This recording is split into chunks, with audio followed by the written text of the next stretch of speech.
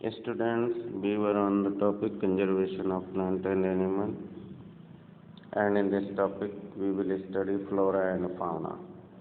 So what is the flora and fauna? The plant that grow naturally in a particular area is called flora. जो वो पेड़ पौधे जो प्राकृतिक रूप से किसी एरिया में उग जाते हैं उनको हम फ्लोरा बोलते हैं. And the animal in that particular area which living naturally in a particular area are called fauna. और जो जानवर वहाँ पे उस स्पेशल एरिया में पर्टिकुलर एरिया में रहते हैं उसको हम लोग बोलते हैं फाउना. तो ये जो प्लांट्स और animals of particular area are called flora and fauna of that area. तो किसी एरिया में जो प्लांट और एनिमल्स मिलते हैं उसको हम वहाँ का फ्लोरा एंड फाउना बोलते हैं. तो the flora and fauna means plant and animals which are found naturally in that area. तो फ्लोरा और फाउना का मतलब होता है कि वो प्लांट और एनिमल जो प्राकृतिक रूप से उस जगह पे मिलते हैं, जैसे teak, jamun, fern, mango, arjun are the flora of Pachmarhi biosphere. Pachmarhi biosphere में जो फ्लोरा आपको मिल रहा है ना, ये क्या है? Teak, jamun, fern, mango, Arjun, ये जो ट्रीज हैं ये सब के सब वहाँ के फ्लोरा हैं. Fauna cheetah, wolf, leopard, chinkara, blue bull, barking deer, wild dog, ये सब के सब पंचमरी बायोस्फीयर के जो हैं फाउना हैं. ओके, तो अभी हम लोग क्या करते हैं, before go further and give a definition of species, we should know the meaning of the term fertile offspring. अब हमको एक टर्म के बारे में जानना बहुत ज़रूरी है आगे पढ़ने से पहले कि फर्टाइल offspring क्या होता है. A fertile offspring is a baby animal or a baby plant which can reproduce its own kind of organism in due course of time.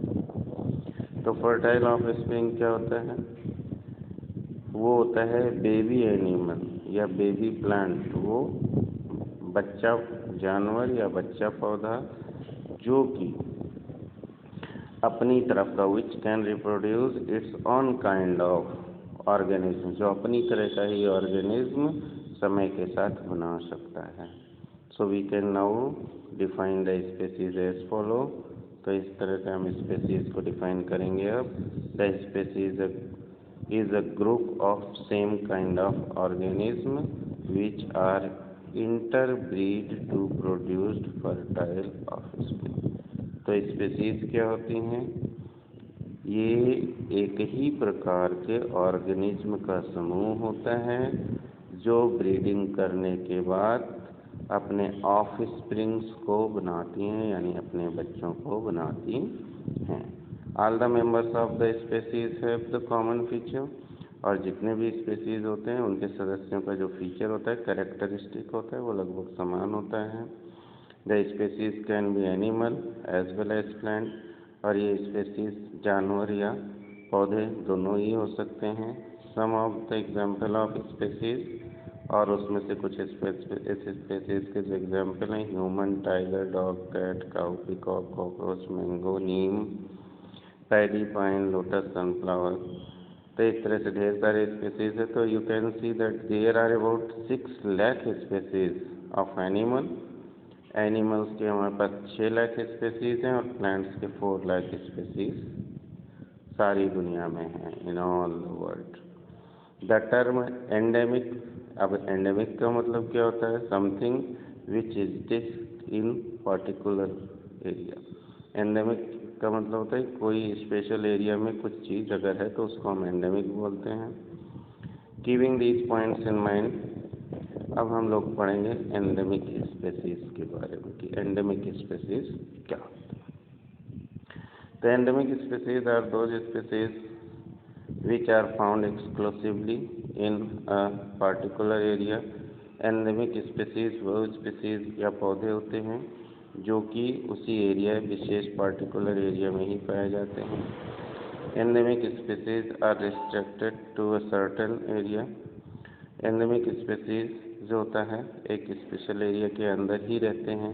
The plants and animal which are found only a particular area set to be endemic to that area. Already मैंने बता दिया है, तो आपने देखना है sal and wild mango are two example of endemic flora of the Pachmarhi biosphere reserve.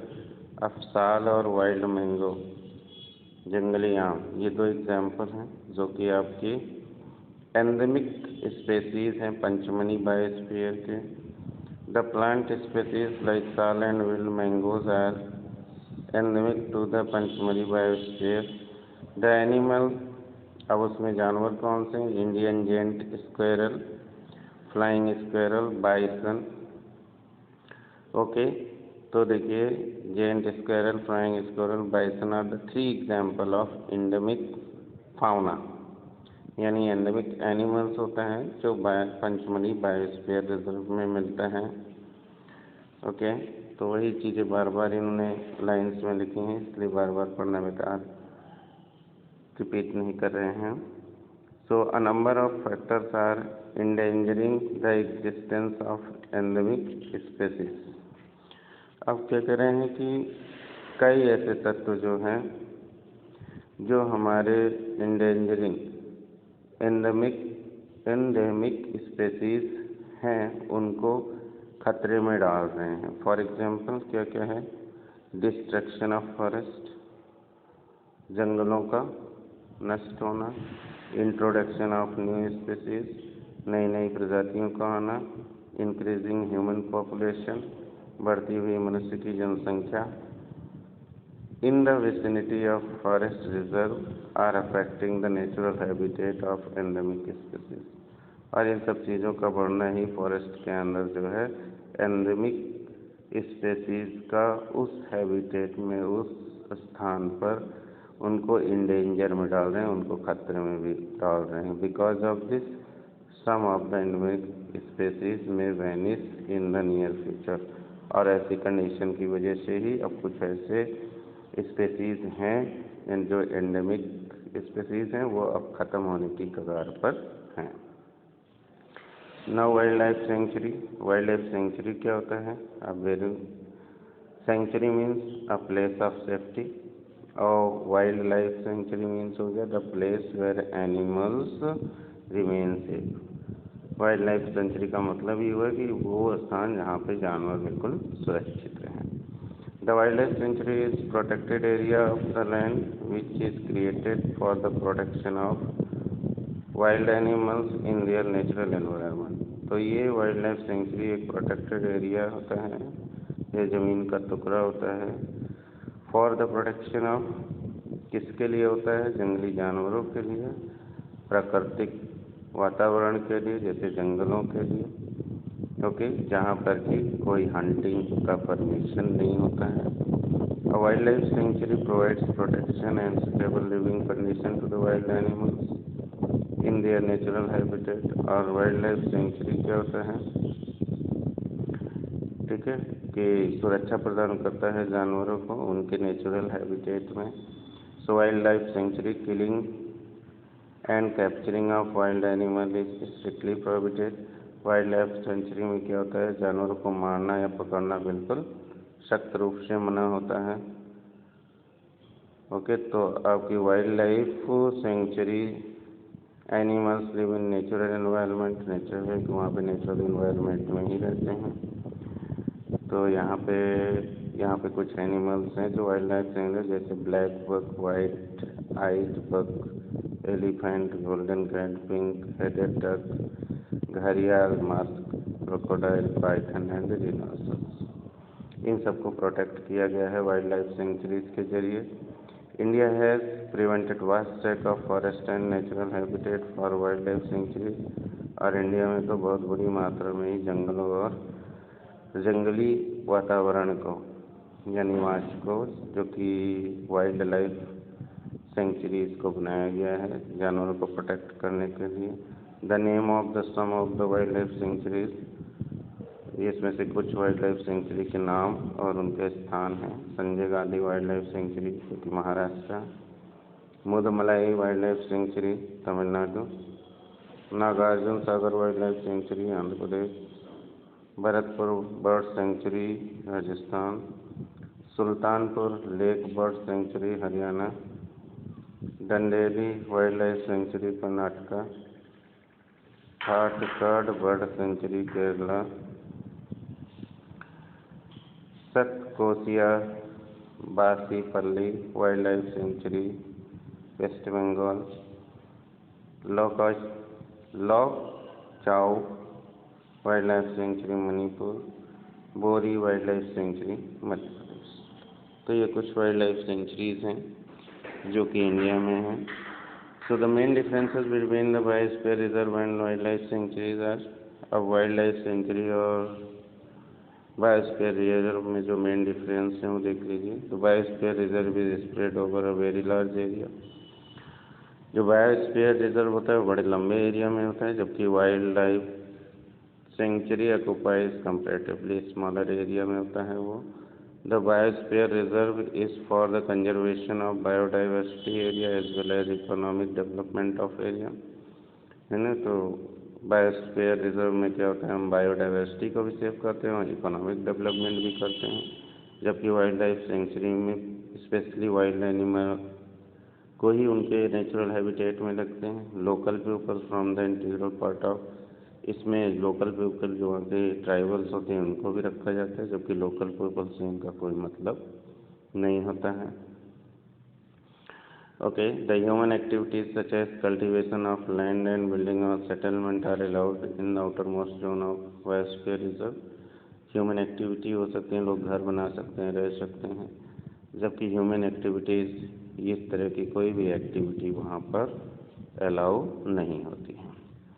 So a large garden where many type of wild animals and bird brought from different part of country and the bird are kept in a cage enclosed so that people can see them is called zoo. तो अब जू क्या होता है कि एक बहुत बड़ा गार्डन होता है या पार्क होता है जहाँ पर जंगलों से एनिमल्स बर्ड्स ले आए जाते हैं या दूसरे देशों से ला के उनको पिंजड़े के अंदर बंद करके रखते हैं, लोग आते हैं वहाँ पर देखते हैं, उसको हम लोग जू बोलते हैं। तो मेन डिफरेंस क्या है वाइल्ड लाइफ सेंचुरी और जू में। वाइल्ड लाइफ सेंचुरी ऑलरेडी हम पहले ही बता चुके हैं कि इसमें वाइल्ड एनिमल्स बर्ड्स और नेचुरल हैबिटेट और फॉरेस्ट को, जबकि जू में क्या होता है ओनली वाइल्ड एनिमल्स और बर्ड को आर्टिफिशियल इन्वायरमेंट में रखते हैं, यहाँ पे natural environment. Wild life century contains the wild animals birds found locally. Wild life sanctuary में जो वहाँ पे लोकल इन्वायरमेंट में बर्ड्स मिलते हैं, एनिमल्स मिलते हैं, उन्हीं को रखते हैं, जबकि जू के अंदर हम जगह जगह से different part of the country से और वेरियस अदर वर्ल्ड के दूसरे हिस्सों से भी बर्ड्स और एनिमल्स को ला के रखते हैं। Wild life sanctuary is not open public free like a zoo. Wild life century जू की तरह पब्लिक के लिए खुला नहीं रहता है। Public can visit wild life only when accompanied by forest guard. वहाँ पे अगर फॉरेस्ट गार्ड साथ में जाता है तभी पब्लिक जा सकती है। जू क्या होता है पब्लिक के लिए फिक्स टाइम के लिए रोज़ खुला रहता है, आप वहाँ जा सकते हैं। Wild life animals and birds are very comfortable in natural environments of wild life sanctuary. Wild animal और बर्ड्स जो होता है वाइल्ड लाइफ सेंचुरी में अपने नेचुरल इन्वायरमेंट में आराम से रहते हैं। Wild animals and birds are not comfortable living in the artificial environment of zoo. लेकिन जू के अंदर जो आर्टिफिशियल इन्वायरमेंट देते हैं उसमें जो है वाइल्ड एनिमल्स कंफर्टेबली नहीं रह सकते।